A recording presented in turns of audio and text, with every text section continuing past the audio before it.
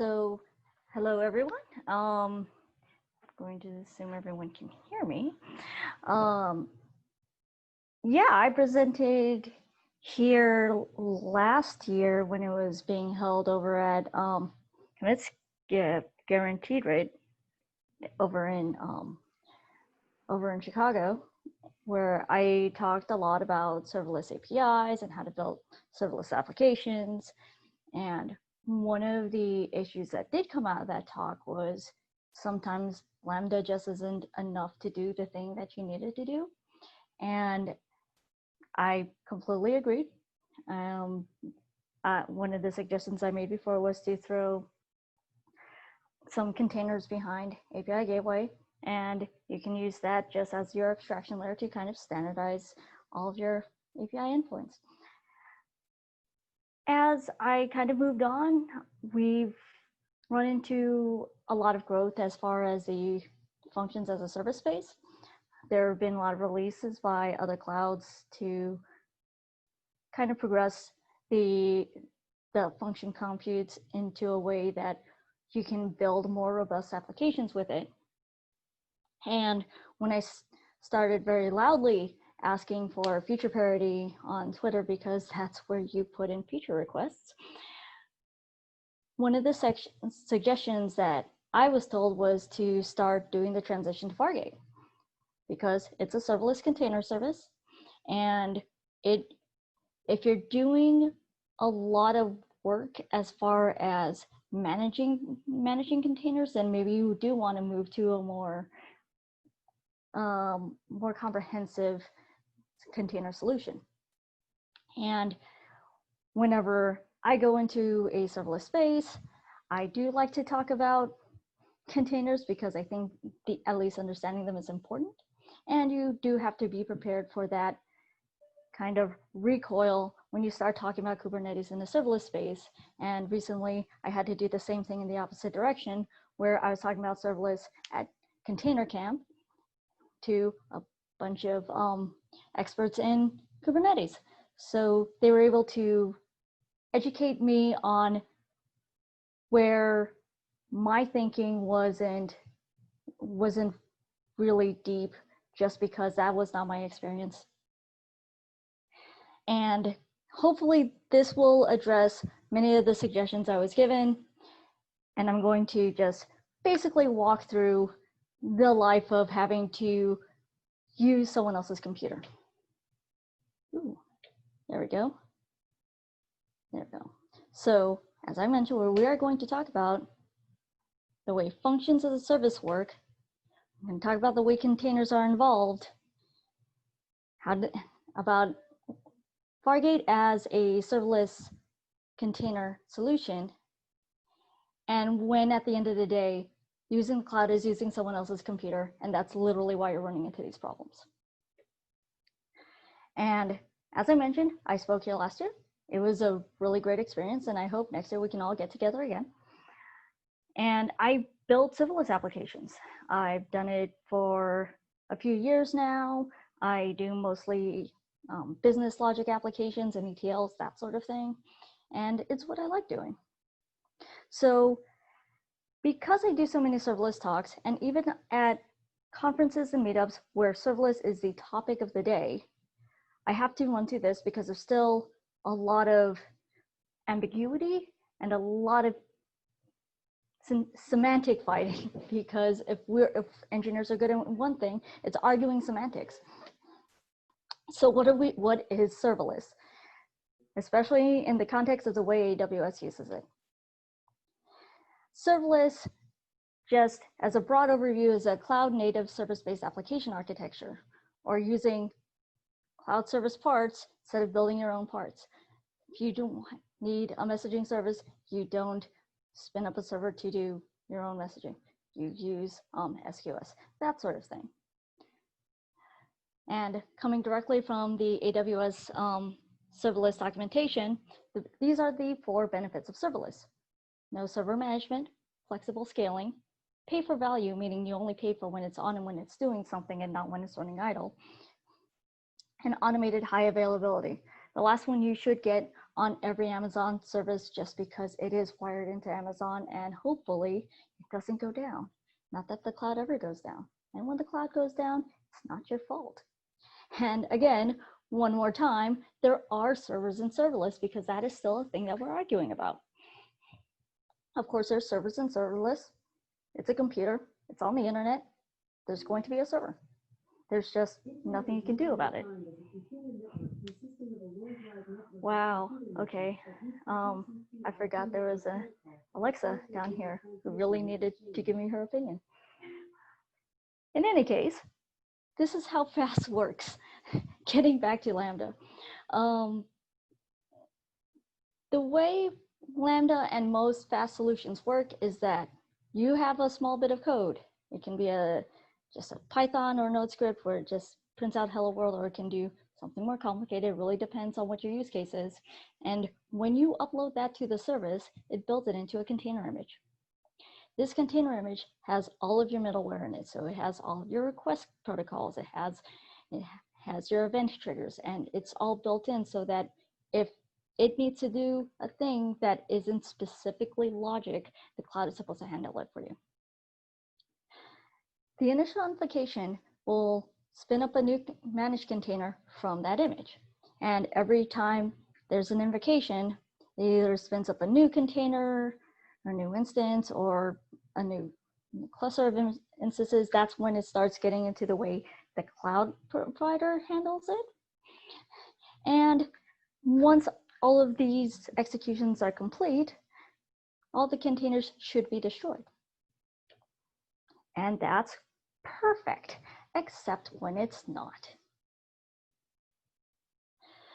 So you'll end up with this slide. If you ever Google ELF error, you'll see several versions of this slide. You'll also see the solution that I end up using at the end.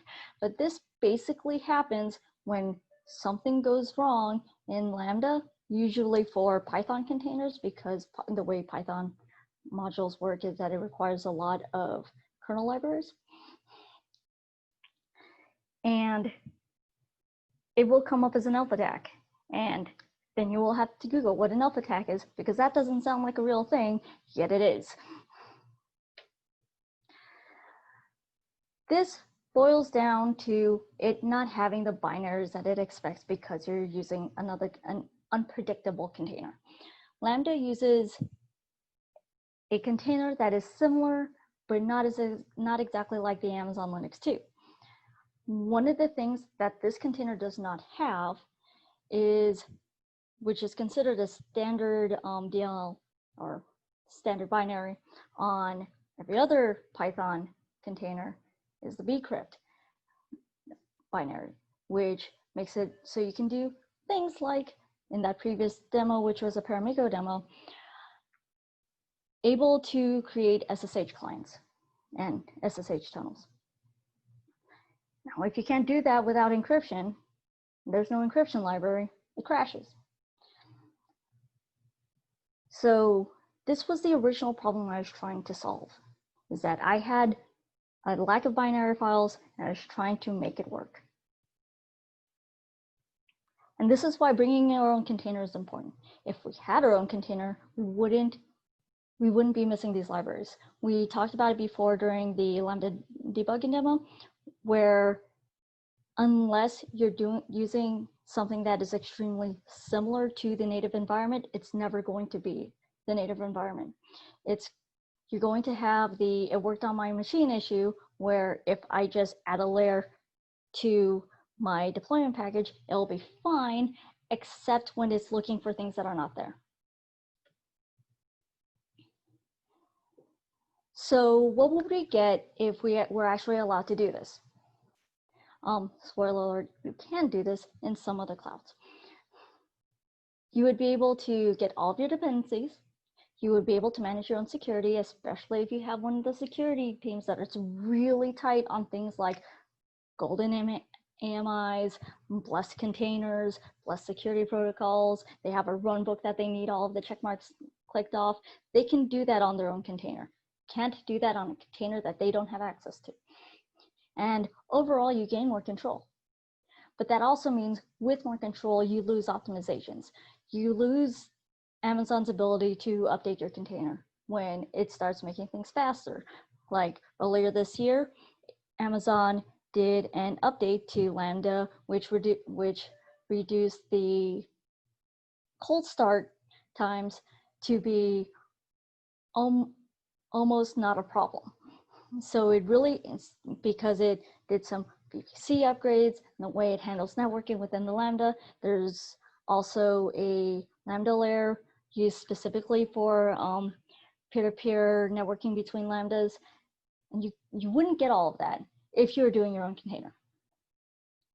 And because you're doing your own container, you have to do more of the glue work. You have to do the HTTP request layers. You have to do all the stuff with messaging. You have to do build in your monitoring, all the stuff that you would normally get straight out of the box with Lambda, you no longer get.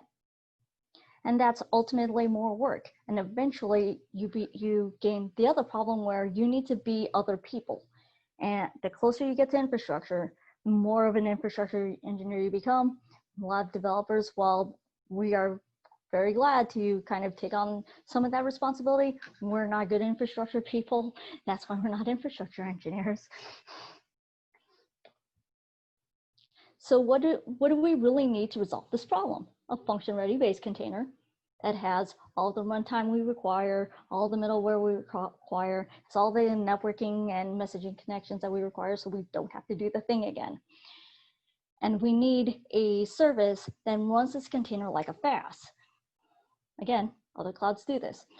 Ones that have horizontal scaling out of the box and event-based triggers, so we're not reliant on only HTTP requests. We can use schedules like CloudWatch schedules or queues or SNS or any of those types of things, and without having to do more work to get it.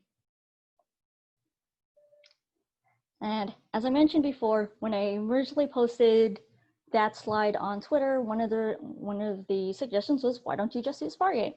Fargate's a container service and it's serverless. It should be fine. Just as a disclaimer, I've never actually used it in production because it's always been more expensive. I will get to that at the end, but that is the reason why I personally have never gone down that path. So according to, again, their own documentation, it's a serverless compute engine that works with ECS and EKS, which is just means there is no EC2 Orchestrator in order to make all of these container services work, and is thusly serverless. That is their definition for this. Remember, we got a similar but not identical definition from the serverless page, so we'll see how it matches up. Supposedly, it removes our ability to our requirement to provision and manage our own servers and pay per application and improve security and all of that stuff. So how serverless is it really? We're looking for something that has no server management. We have flexible scaling, or rather we're looking for flexible scaling. We're looking to only pay for when it's up. We don't want anything standing idle. And we want to pay for the resources when it scales, and we want to stop paying when we scale back. And we're also looking for automated high availability. It's Amazon, we should have that. So let's talk about server management first. In Lambda, all you have to do is zip a deployment package into Lambda using either CloudFormation or SAM, and it's fine. It'll just read that and take that zip file, drop it into the container, and deploy it as one of those images. The problem with Fargate is that it does not have one of those containers. There's no generic Lambda container in which you can, where you can mock Lambda-like behavior. There's no place where you can say drop folder here and then have it expand that deployment package. So you do, when you're building this Lambda container, you're essentially doing it from the ground up. So, which is fine if you're used to containers, But if your solution was to beef up a Lambda solution, it's a lot more work than advertised. Which leads us to OpenFaaS. What OpenFaaS is it's a suite where you're able to take pre-configured base image containers, drop it into a Kubernetes solution to make it act like a FaaS. It comes with all sorts of base containers, so you can use .NET, you can use PHP, you can use Python, you can use Node, you can use whatever you want. It has an image for it in there. And it's deployable directly, quote unquote, directly to Fargate. It's not, but we'll get there. The problem is, when looking before, we're looking for something where you can just zip up a deployment package and throw it into Lambda, or something that is that similar, where we can take that deployment package, throw it into the container service, and have it act like a FaaS without all of the other scaffolding. When you deploy OpenFaaS, you not only have to deploy OpenFaaS Gateway, you also, this is from the quote unquote easiest version of OpenFaaS Fargate deployment that you can, which comes with a Terraform definition that will deploy all this stuff for you. But it does deploy a gateway. It deploys its own provider. It deploys Prometheus for monitoring and alerts, and it also deploys its own messaging server, its own NAT messaging server, which is open source.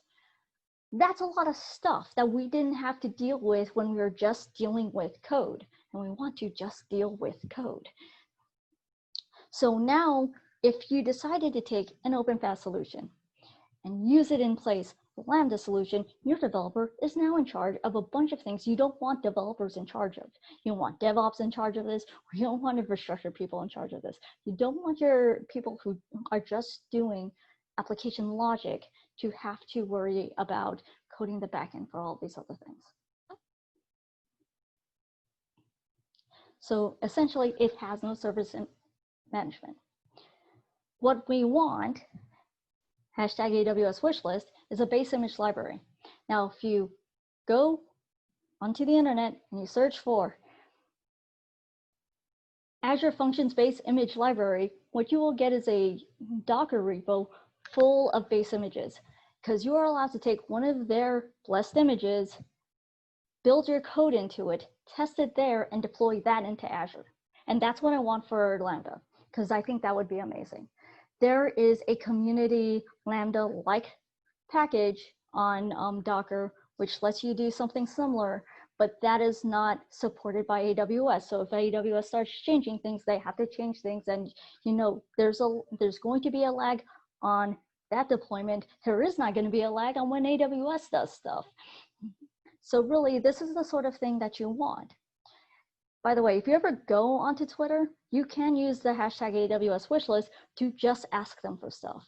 It isn't going to be responded to you by a person, most likely, but there are a lot of DevRel people who do respond to that hashtag, and it also adds to feature requests to AWS. So they will sort something out, just it won't be on your timeline, but you can, if you feel like you're not being heard, you can go directly there and do it.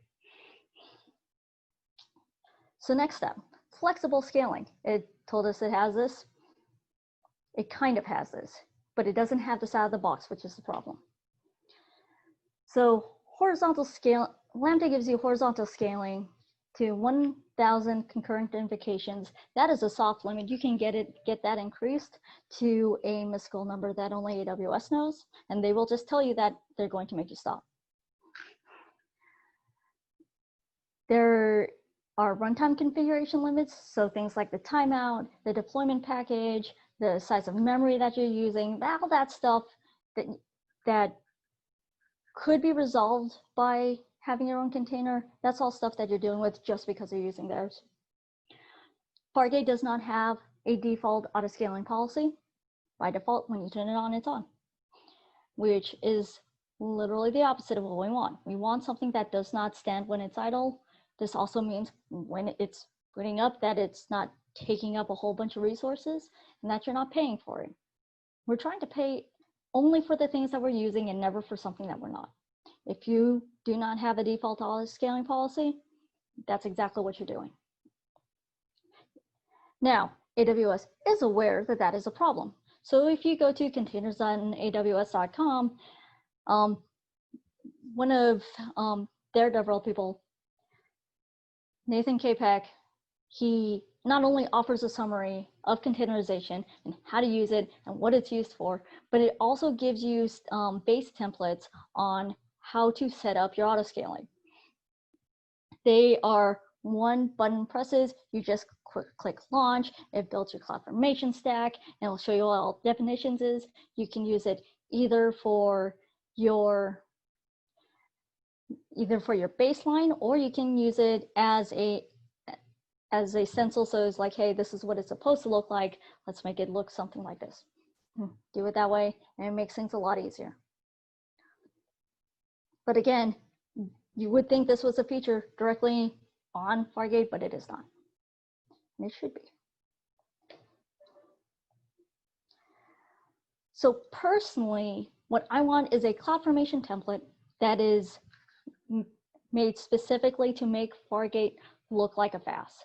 I want that template to include connections for, not only to include that previous container that I kept asking for, but also a template that sets up the networking, sets up the autoscaling, sets up all of the configuration and messaging parts, all of the stuff that would normally not be an application developer's job. I want that stuff set up for me.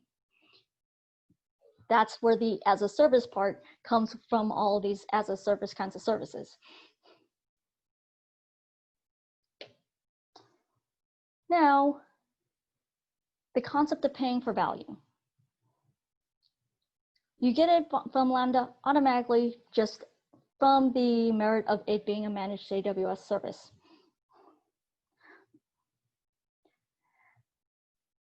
And when you get that, it means when Lambda is on and doing stuff, then you pay for it. If it has a cap on all of the stuff it can do, well, with that memory limit, so you know beyond that, that is going to be the max amount you're paying per invocation. Did I pass it? I did pass it. Well, in any case, because you're paying for that by invocation on Lambda, then that's fine. But since you have to configure it in Fargate, you have to configure all of your autoscaling, like what I'm showing on the slide. You have to, that means it does not come for pay for value out of the box. It comes with pay for value eventually after you built it on in. Now, as a serverless service, these are words are getting much more difficult to say every time I say it, but as one of those services, you kind of expect that to be all bundled in together. If it's serverless, I expect it to scale down to 0. If it's serverless, I expect it to not stand idle without me telling it not to do that. So that is what we need. And so it technically can be pay for value, but it doesn't always. That's why the question mark. And finally, automated high availability. You get that, as I said, just on the merits of it being an AWS service, because you're no longer controlling the EC2 that as an orchestrator, it will be up when you tell it to be up. So that's fine. I mean, it's AWS, you would expect that anyway. And basically you get 1.5 out of the 4 things that you were promised. So earlier, let's go back to what the actual problem was. I had unpredictable Lambda errors due to missing dependencies. Is Fargate a solution? If I have to lose all my runtime management, including messaging and request features, I have to take on the responsibility of all of that stuff, it's not really a solution. Then I'm basically migrating an app from one relatively simple architecture to a much more complicated one, where I'm now doing the job of 2 people, a developer and an infrastructure engineer, just because I'm getting 1 error. and that's not acceptable. So my actual solution, because I was using Python, and that's how I got into this mess in the first place, was creating custom Python packaging using virtual environments. I didn't do it using just Amazon. I also used it with a combination of serverless framework and a Capital One plugin called Serverless Requirements and Docker. So I'm now using 5 things to get one thing to stop happening. That's not great, but it is more acceptable than moving to Kubernetes, which is fine. I mean, you can do it. There's nothing saying that this is not a resolvable solution. It's just not a great solution considering all of the other things that are out there. Again, there's a cloud provider out there where you get auto scaling out of the box, and which means you get pay per value out of the box as a container service. There's another one out there where you can literally just download Linux images and put the runtime you want on it. And if you ask me, that is a way better solution, and personally the path I want Amazon to take as far as feature parity.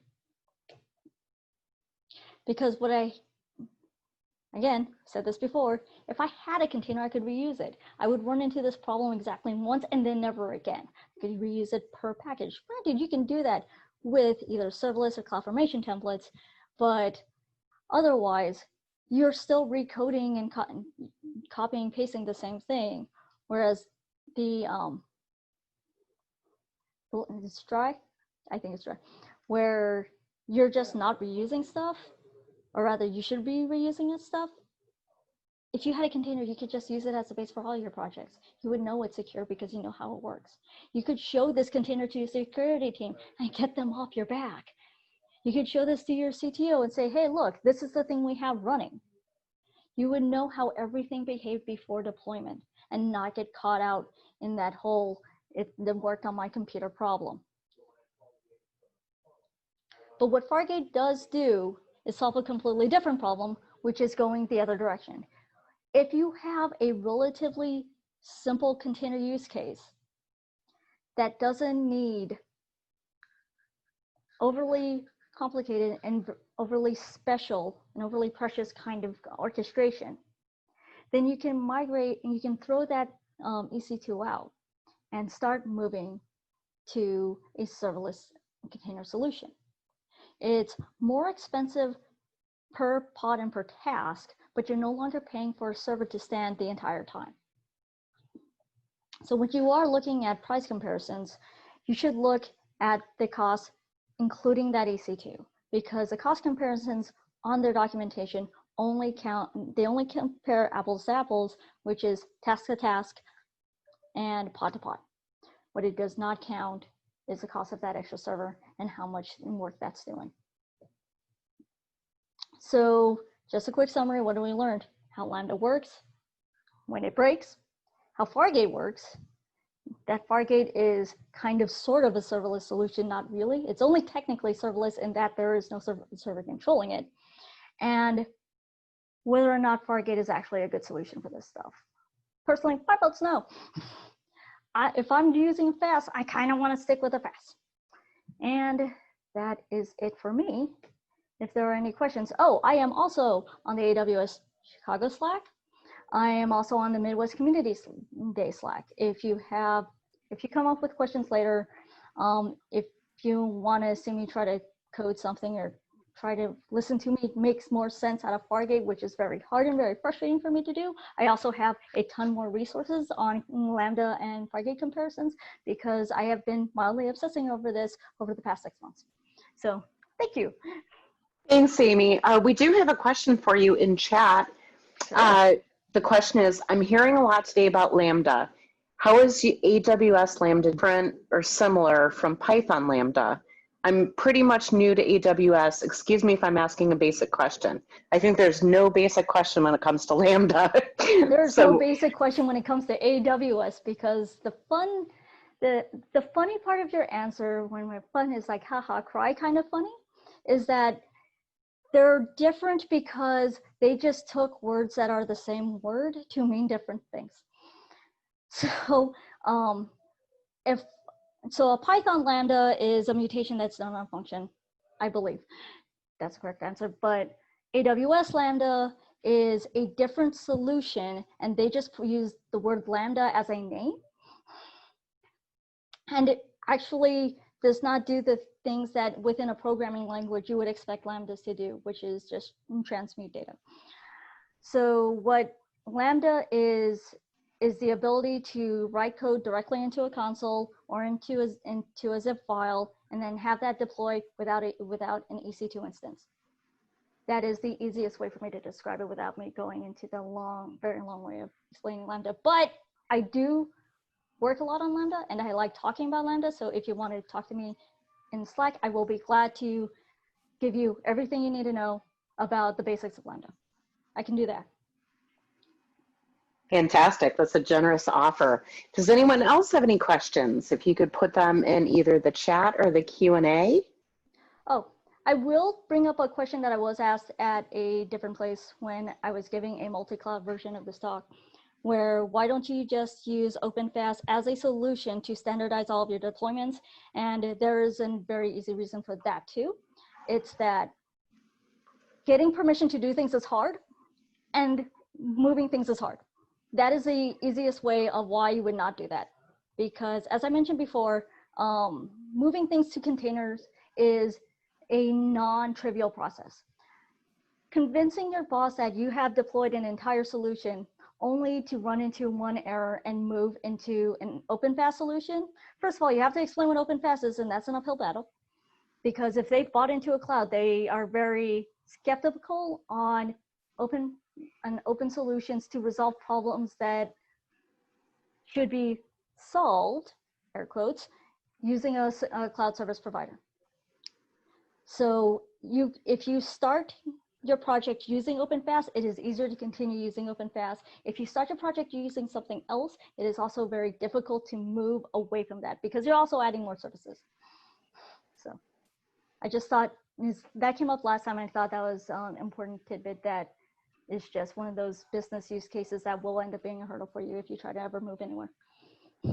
That's great insight. So one thing I have to say, Amy, by the way, I think so far today you win for best Twitter handle. Thank you. That's because I've been repeat all of your handles since high school. It just keeps them all the same, or college or whatever. Let's not go too deep on. That's fantastic. Well, thanks for being a second year speaker. We really appreciate it, and it was fantastic last year, and it was phenomenal again this year. So thanks a lot.